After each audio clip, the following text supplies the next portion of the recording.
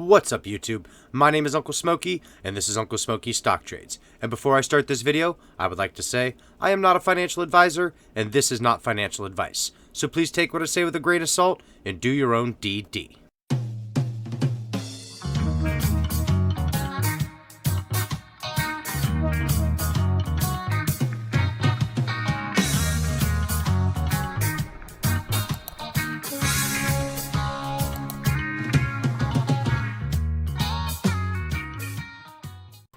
What's going on today, guys? Today we're going to talk about ticker symbol MMAT, but what else do we talk about, right? But before we do that, we're going to hop into the indices, like we always do, to find out exactly what's going on in the overall markets. So today, the SPY finished up 1.87%, the Dow finished up 2%, and the NASDAQ finished up 1.59%. And of course, the VIX, which is the fear index, did drop down about 3.25% today.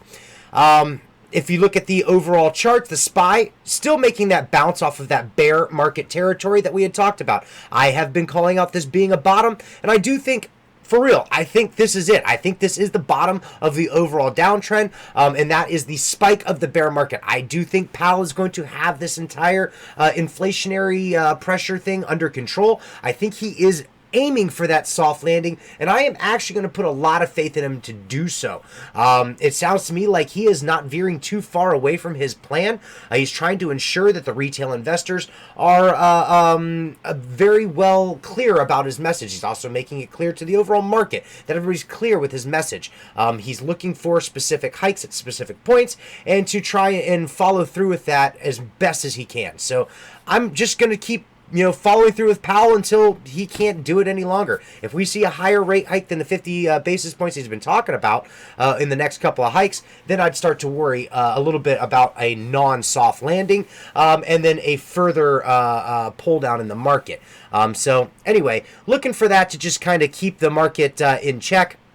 I would foresee us either trading sideways or start a very slight uptrend in the overall markets. SPY, Dow looking basically the exact same. NASDAQ being the one that we're going to see correct a little bit faster, a little bit harder than everything else. And ultimately, we want to see everything break above the 200-day MA to know that we've come out of this bear market territory overall and moved into more of a bull trend again, to start making new all-time highs once again in the overall indices. So as you can see down here in the NASDAQ, and again, kind of leading into my theory that we've reached a bottom. For one, you're seeing that RSI hook up very strong. It's not pulling down, even though we saw a major pull down, lowest low that we've seen. We're seeing a little bit of a divergence here. I've talked about divergence, bullish divergence in the past.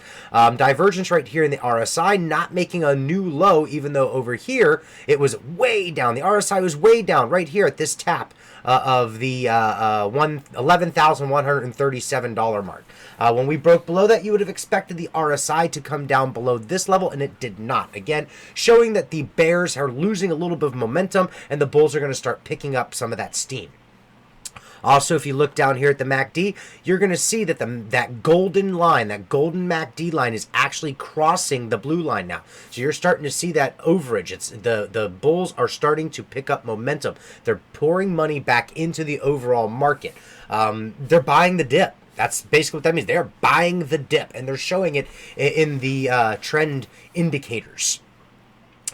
All right, so let's go ahead and look over here at the pre-markets. As you can see, the pre-markets are looking a little bit red, and that's very interesting. We're going to talk about why they're red right now. As you can see, the Dow is down 111 points. The S&P Mini is down 29 points. NASDAQ Mini is down 154 points, changed right before your eyes, and the Russell Mini's down about 7 points. This is looking basically flat right now as far as it goes to the Russell Mini, and again, the Russell Mini is going off of the Russells, the Ruskies, which are holding the small cap stocks, a lot of the tech stocks. The Russell 2000 is one of the largest tech sectors there are.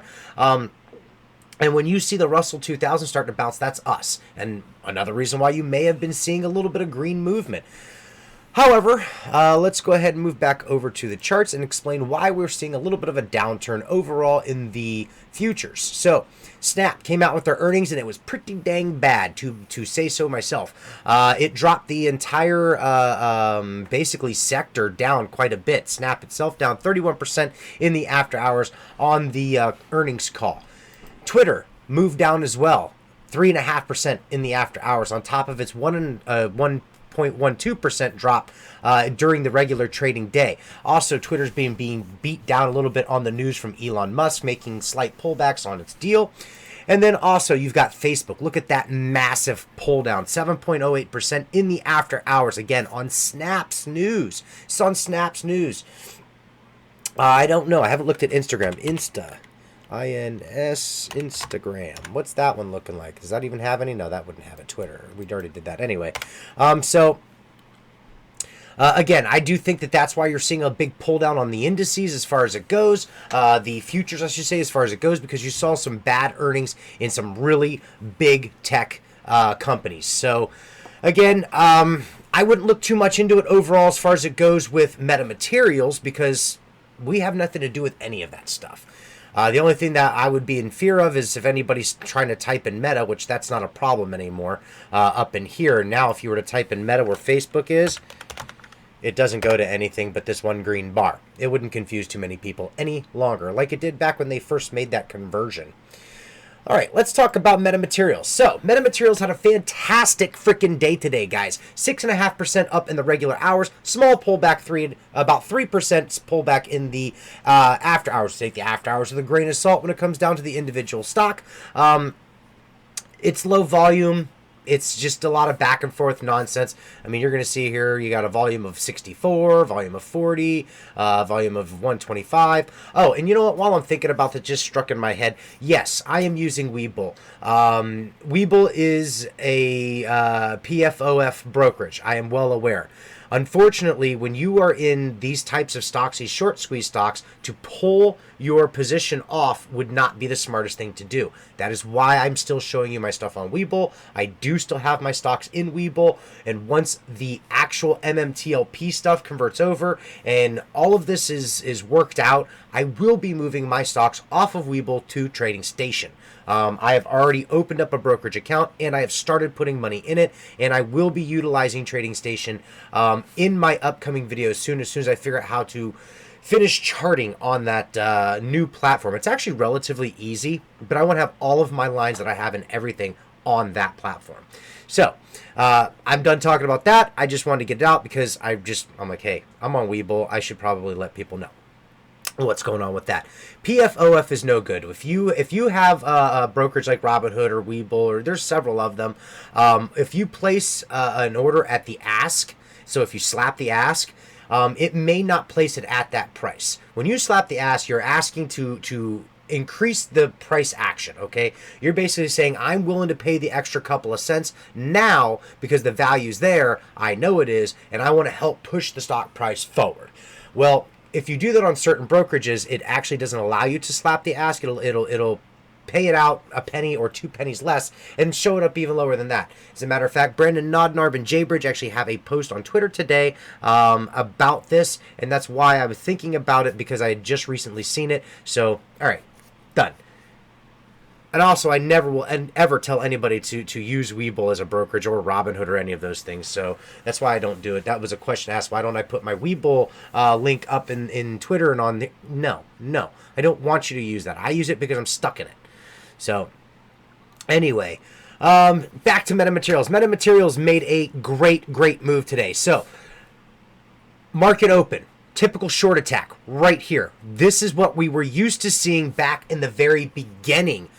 When metamaterials first started trading, we saw these major short attacks in the beginning and then fireworks in the end. All right? Not quite like this. As a matter of fact, we haven't seen that until really today. Oh, there was another one right there. Major drop and then a pull off. So we've actually seen that. We were used to seeing it way back in the day all the time. We're starting to see it again. Get comfortable with that. It's nice. That actually makes good moves. So we saw our pullback, we saw the bounce. Now what's interesting is where it's bouncing at. Look at these lines, these Fibonacci retracement lines. I cannot stress enough, Fibonacci's are the key. That is the ticket. If you want to find levels of support and resistance, Fibonacci. Also, I've been telling you guys $2 is going to be a very wicked level of resistance. Look at that. That's the Fibonacci line, the 0% Fibonacci line. Okay, this is basically where we needed to get back to basically close in that Fibonacci gap from all the way. Be easier if we go over here to the 1 hour. Back here. Back in here. See where I drew that Fibonacci at? This is 128 to 22. This is over the course of 4 days. Fibonacci retracement all the way back at the beginning of the year. Still relevant here. All right. Anyway, so as you can see on the 1 hour chart, we've been making this very, very awesome push northeast. After we crossed over the 200 MA, now this is on the 1 hour chart, so it's 200 1 hour candles. After we crossed over that, and then the 50 MA came in right behind it, crossed over that, being the golden cross on the 1 hour chart. Also pay attention to all of your indicators down here. Not quite so important on these 1 hour time frames. However, when you move out to the 4 hour time frame, they become a little bit more relevant. What you're paying attention to here, let's slide this up a little bit.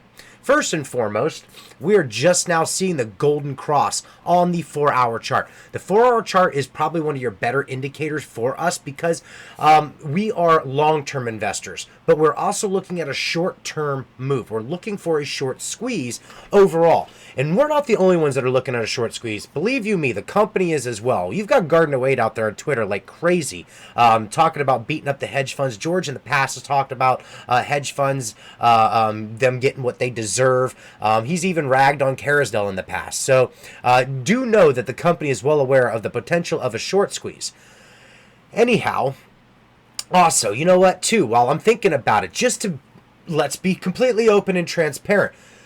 Since they also know about the fact of a short squeeze, the other thing you need to take in consideration is there is a $100 million offering on the table.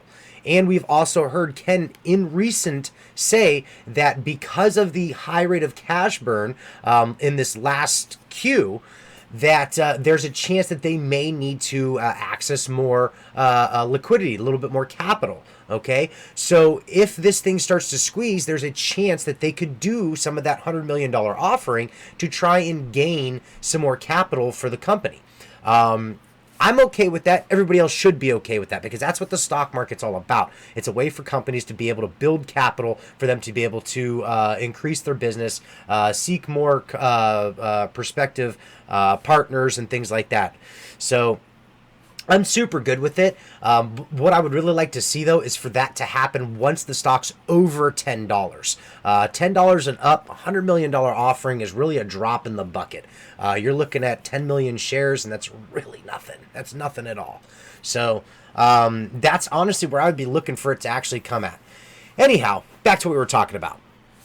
So we got the golden cross in the 4 hour chart, and that happened today, first thing this morning, and that is what led to this beautiful 6.5% increase. The golden cross will absolutely draw investors in, especially algorithmic investors. Algos love the indicators. They feed off of them. Also, you're looking at a little bit of a FOMO starting to step in here. Now, this is not FOMO volume. We only saw about 5 million in overall volume.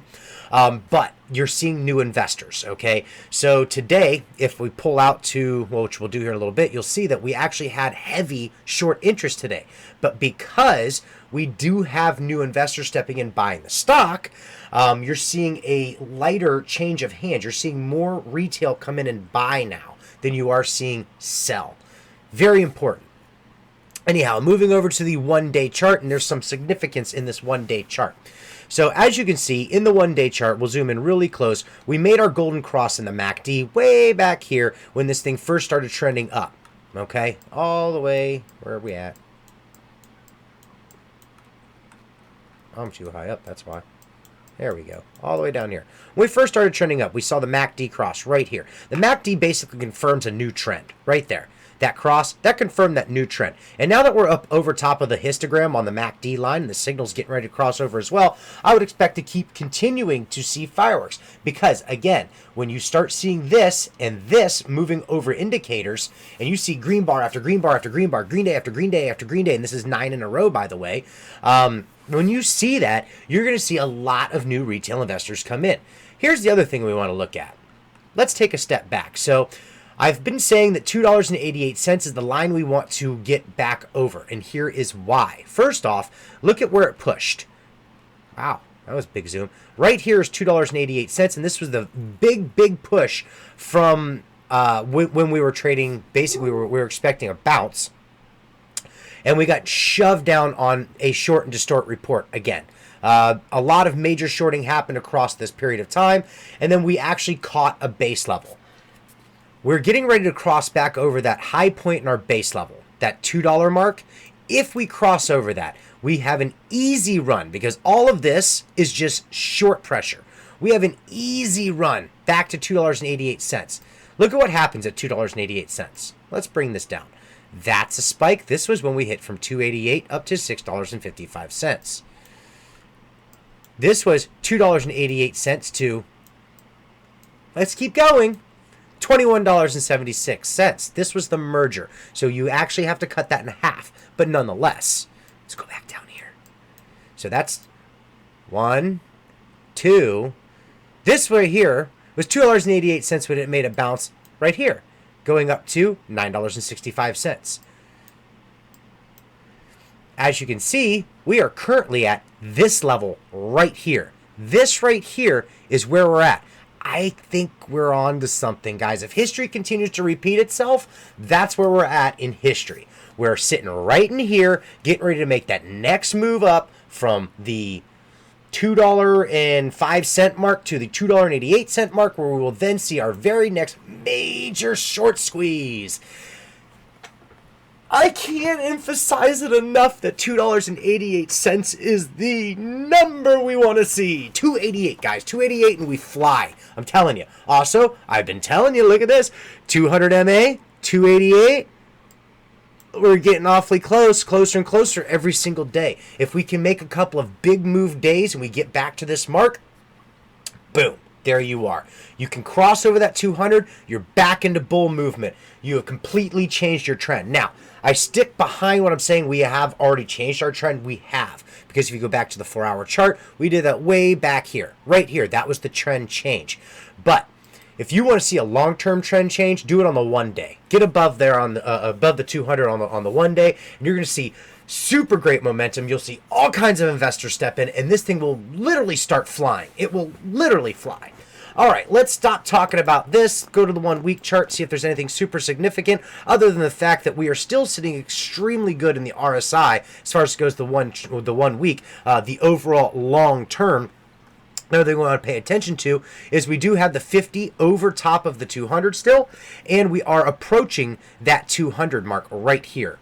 Right there. We're approaching it on the weekly. Again, the longer the time frame, the more bullish the indicators. Also, MACD is over top of the signal line hooking up. We haven't quite made it over top of the histogram line on the weekly, but you're going to need to get up above the 50 MA on the weekly while it's above the 200 to see that histogram line, to see the MACD go above that histogram line.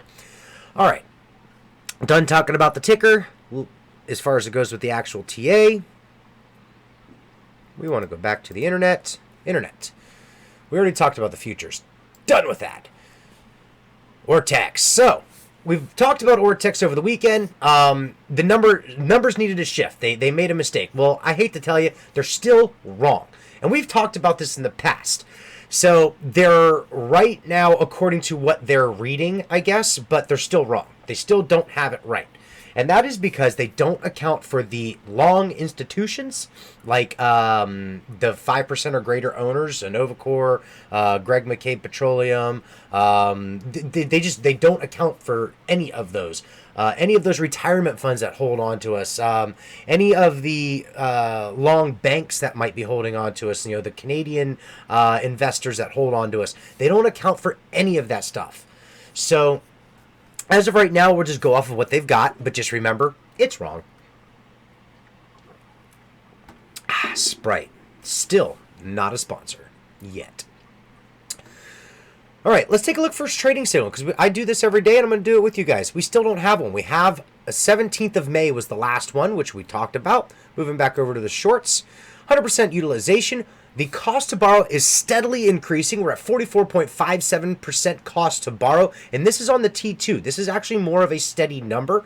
The days to cover is currently sitting at 10.91 days. That is a little bit of a drop, and that would be due to this information pulling back here. It does change this slightly.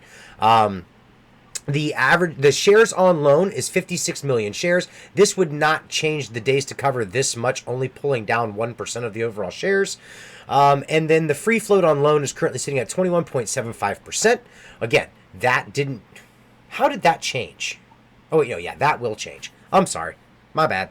That changed. And then, of course, the Ortex estimated short interest percent of the free float did change as well, 18.28%.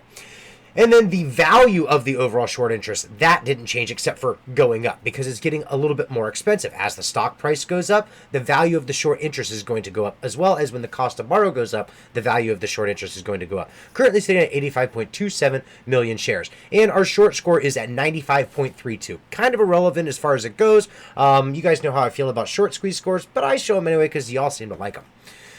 The average numbers of days on loan. Let's see. We are currently sitting on May 23rd. They don't have it. So May 20th, 92.63 days. Wow. Yeah.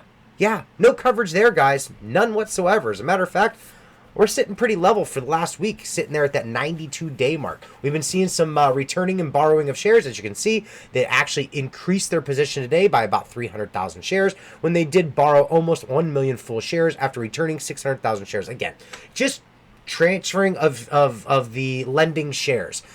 They return them, someone else borrows them. Someone else borrows them, they return them, then somebody else borrows them.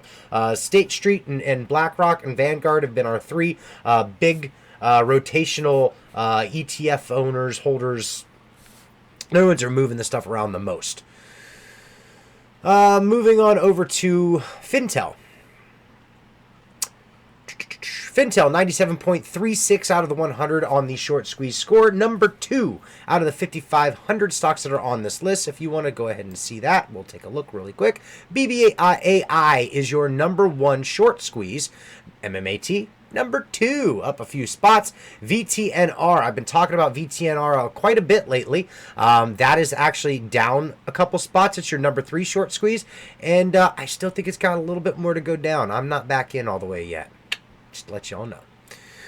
Anywho, short share availability. Currently, 40,000 shares available to be lent from a leading prime brokerage, and that was as of 3 hours ago. That could be different. We really don't know. They do say they updated it now, but that just means when they were updated, that's what it was 3 hours ago. Short borrow fee rate. According to Fintel, it opened up today at 163%, but leveled out at 110%. We'll round up. The short sale volume today. Here we go, guys. So, as you can see, we did see quite a bit of shorting today, even though we were up 6.5%. Yeah, amazing, right? They're doing everything they can to try and bring this thing back down. They're not succeeding. $2, however, is going to be a barrier. That is going to be a level of resistance. Be prepared for a pullback at $2. If it breaks through it, fantastic. I'll take it. But be prepped for a pullback at that $2 level, especially knowing that that is the 0% line on that Fibonacci, okay? Just in preparation. So 56.52% of the overall volume coming out of the FINRA was short volume. And of course, if we go over to Chart Exchange, we're going to hit refresh and see if there's any information update. All of them updated. I love it. Overall, short volume today was 63.23%, showing you that they have not given up. Well over half of the volume today was short volume. But because people are slapping the ask, they are physically bringing the price up by paying the higher premium, slapping the ask, making market orders, not limit orders, not settling for a lower price, but buying the stock when it's green to help the momentum move forward. We're beating the short hedge funds. They cannot keep it down. They can't do it when you rally together, when you start buying the stock on the ask price. All right. And again, that takes me back to the whole, if you're on Webull thing, there's a really good chance Webull, Robinhood, I'm sorry, I'm drawing a blank on a couple of the other ones. It's not Public. Public's non-PFOF. Anyway, you guys know what they are. If you're on those, there's a really good chance that even if you do slap the ask, you're still settling for a couple of pennies below that because it's payment for order flow. Anywho, moving back on over to MMAT. Slide on back down here. I don't see any of this updated yet, but we just saw it on the chart exchange. Now, we have talked about failures to deliver in the past. None of this information has changed as of yet. However, be on the lookout. Some of this stuff is starting to come to fruition now. We are seeing some FTD purchasing, but keep in mind that FTDs can also be covered on stock swaps. So you won't always necessarily see an FTD being covered in the actual stock price because they can do a stock swap. And when that happens, it actually resets the T35 ticker, and then it just goes back over again. So now that the hedge funds are seeing a higher cost to borrow, there's a really good chance that you're not going to see a lot of FTD action, just for that reason. Just they're going to do swaps. They'll swap it out with other hedge fund brokers. They'll be like, here, take this, and I'll take this, and then we'll take it and we'll trade it back, and we'll keep doing it. All right, and apparently that's legal. Anyhow, all right, so the last thing I want to talk about was the other day in the Twitter space. If you have not listened to it, go to Syntax007 on Twitter, and she's got a Twitter space that was just out on Sunday evening. Meta support channel, the MMAT MMTLP Jedi, has a theory, and I don't want to fully dismiss it. I almost fully dismissed it, but I didn't. I dismissed the witching part of it, but I did a little bit of thinking last night, and a little bit of thinking today, and a little bit of research, and I want everybody to understand that this options chain could become very, very crucial. Now, it doesn't look like it is as of right now, but it's growing rapidly. Here's what we also need to take in consideration. So Gardner Wade has been on Twitter a lot lately, and it's very hard to track Gardner Wade right now because he's deleting everything. He's deleting his tweets, and he's doing it. I think he's having fun. He's not just playing a game with us, keeping us on our toes, but I think he's making it so the hedge funds can't track him, because he kind of antagonized them a little bit. Anywho, so it got me to thinking. There's a lot of vested options that these insiders hold. For instance, Dr. Waldron. Let's see here. Dr. Waldron has 4,145,188 options. That's how many. If he were to decide to exercise all those options all at once, Yeah, that's the shares, by the way. That's not how many physical options. That's actually how many shares it would be equivalent to. You'd have to divide that by 100, 400,000 shares, or options. But anyway, that's insane. That's freaking insane. He's not the only one that has these options, guys. He has probably the largest number, or one of the largest numbers. But, yeah. So, Gardner Wade's out there. He's talking about the barbecue. We're having a barbecue. We've got the three largest barbecue dates are Memorial Day, which is coming up this weekend, 4th of July, which is next month. Not June, but July, obviously. And then you've got Labor Day, right? And then I guess Thanksgiving is the fourth one, according to Meta Support Channel. So the fact that Gardner Wade is out there talking about the barbecue, he's been antagonizing the hedge funds, and he's kind of been supporting this Jedi's theory there a little bit. I kind of had to do some digging, and I think that there's a chance, all speculation, guys, that we might start seeing some options being exercised here in the near future. Exercising options by insiders is the best thing that could happen. We retail investors can exercise options all day long. Those options are basically hedged for as it happens or pre-done, especially at these levels. Those options are all hedged for. But the ones that aren't hedged for are insiders' options. They're not hedged for because there's no telling when the insider is going to exercise. They can do it at any time, and it's not on the normal options chain. But the shares still have to be accounted for, like the options chain. They pull off the free float, right? Guess what? If that starts happening, meta support channels theory may just come to fruition.